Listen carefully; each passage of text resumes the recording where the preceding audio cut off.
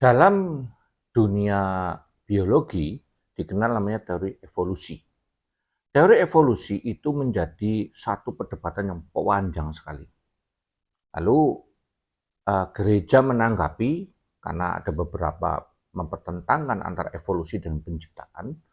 Lalu ada yang gereja menanggapi secara evolusionis dengan menerjemahkan ulang atau mendefinisikan ulang evolusi versi gereja. Misalnya dengan mendefinisikan kata yom sebagai bukan satu hari 24 jam, tapi durasi waktu. Nah, tapi saya nggak akan bahas secara teologi, saya justru akan mempertanyakan epistemologi daripada teori evolusi itu mulai dari taksonominya. Taksonomi adalah pembagian. Nah, di dalam dunia makhluk hidup itu ada 8 pembagian yang berurutan dari yang paling tinggi. Yang paling tinggi namanya domain. Di dalam domain itu dibagi menjadi 3. Ada 3 ya, jadi kalau dicabang gitu ada 3. Bakteria, lalu archaea, dan kemudian eukarya. Nah, dari domain kemudian setiap bagian dari domain itu akan dibagi menjadi kingdom atau kerajaan. Nah, yang menarik eukarya ini dibagi menjadi 3. Animalia, kemudian plantae atau tumbuhan, dan kemudian fungi atau jamur. Nah, kemudian dari kingdom akan dibagi lagi menjadi filum, menjadi kelas, menjadi ordo, menjadi famili atau keluarga, genus, dan kemudian terakhir adalah spesies. Nah, yang saya mau gugat itu adalah taksonomi di mana manusia itu nanti kalau diurut dari bawah, itu adalah spesies namanya sapien, dan sapien itu adalah bagian dari genus Homo. Nah, Homo itu ada banyak nanti ya Homo soloensis, Pithecanthropus erectus, lalu Neanderthal dan sebagainya itu adalah Homo. Jenis Homo itu ya manusia, tapi manusia yang tak bagaimana begitu. Manusia kera berjalan tegak bisa makan semua. Nah, sementara genus daripada Homo itu adalah famili dari namanya Hominidae. Nah, Hominidae itu di dalamnya ada apa? Ada pongo, ada monyet lah kira-kira gorila gitu-gituan. Pembagiannya itu. Nah, di sini saya mulai menggugat. Mengapa manusia diklaster di dalam satu uh, homo ya, homo itu nanti pembagian Neanderthal dan sebagainya itu sendiri persoalan, tapi hominidae ini sendiri di dalamnya satu golongan adalah manusia, ada monyet, ada gorila, simpanse dan sebagainya. Itu saya mulai menjadi bertanya. Apalagi kemudian kalau kita telusur ke atas, bahwa hominidae adalah bagian daripada ordo primata, primata adalah kelasnya dari mamalia, lalu mamalia ini filumnya dari chordata, lalu yang menarik ini. Ternyata manusia dimasukkan ke dalam kingdom animalia. Ya kita tahu kata animalia itu kan dari menghasilkan kata animal, binatang. Itu sebab para filsuf dulu mengatakan kita adalah apa istilahnya, zoopolitikon gitu, animal atau binatang yang berpikir, berpolitik.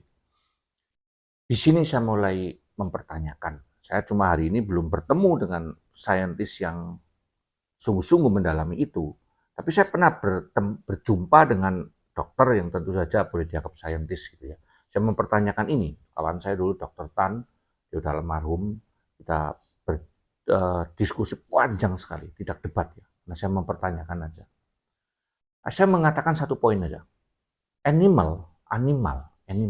Kita tahu seluruh animal binatang di dunia. Mereka tidak punya anima.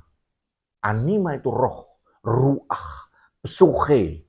Nah, itu di dalam diri manusia ada psuche, ada pneuma, atau ada lab atau kardia, hati, perasaan di mana orang tidak hanya mengandalkan insting, tetapi ada rasio di dalamnya, ada kehendak, ada sistem nilai di dalamnya.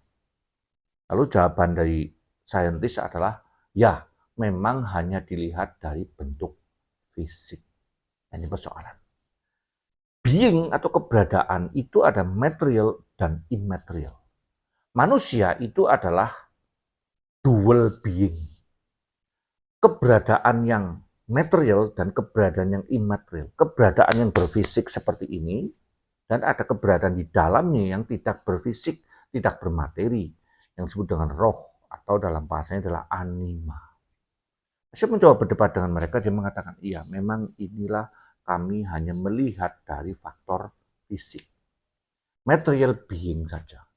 Nah kalau material being saja, ya boleh seluruh binatang menjadi binatang karena fisiknya sama, cirinya sama, tanpa roh, tanpa jiwa, tanpa kehendak, tanpa analisis dan sebagainya. Maka dari zaman purba sampai hari ini tidak ada monyet bercelana, tidak ada monyet pakai dasi.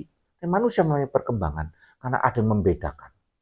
Sehingga sebenarnya saya dari awal udah berteriak dengan keras dengan para evolusionis, para saintis.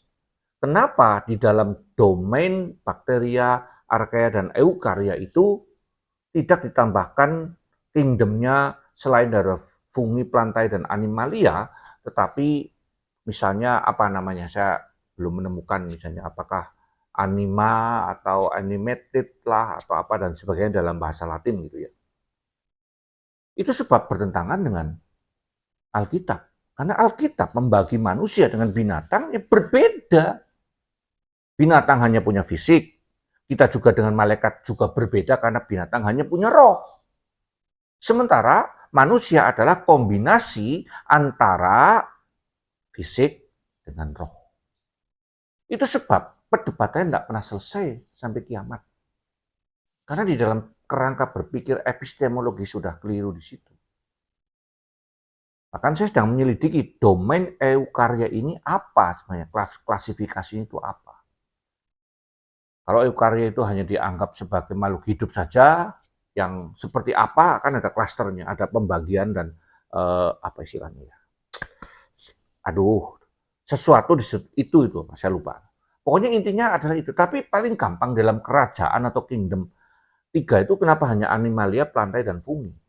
Menurut saya, di dalam taksonomi ini, sapien harus langsung menjadi kingdom tersendiri. Jadi pembagian daripada kingdom ini bukan lagi animalia, plantae, dan fungi, tapi langsung sapien di dalamnya. Jadi sapien bukan bagian dari segala hal itu. Karena manusia satu jenis. Yang unik, berbeda dari Allah, berbeda dari binatang, berbeda sama sekali dari malaikat. Kenapa harus dimasukkan ke dalam animalia yang hanya fisik dan naluri saja? Ini persoalan yang perlu Anda pikirkan. Sehingga saya kalau berdebat dengan para saintis itu saya mengatakan percuma epistemologi kita berbeda. Percuma apa yang kita pikirkan itu berbeda asumsi dasar yang kamu punya.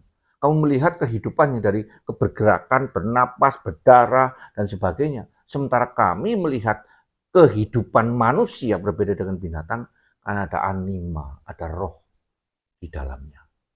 Maka para saintis coba mulai pikirkan ulang. Karena kata psikologi misalnya, tidak pernah ada dokter hewan DRH, apa ada psikolog hewan? Saya kira tidak ada. Karena tidak dikenal dunia psikologi dalam hewan. Ada di dalam diri manusia saja. Lalu kenapa dalam evolusi kita menerima adanya kingdom animalia dan kita termasuk di dalamnya? Saya berkata, saya bukan binatang. Binatang tidak berjiwa, tidak berhati nurani. Tidak mempunyai roh, tidak mempunyai akal budi, sehingga membuat dia berkembang secara budaya. Tapi memang ada manusia-manusia yang hidupnya seperti binatang. Tetapi bukan karena dia diciptakan sebagai binatang, tapi karena dia meniadakan roh, jiwa, hati di dalamnya. Nah, mari pikirkan kembali taksonomi daripada makhluk-makhluk hidup ini sehingga tidak ada perdebatan yang tidak perlu, yang tidak pernah ketemu ujungnya karena asumsinya berbeda. Henoko.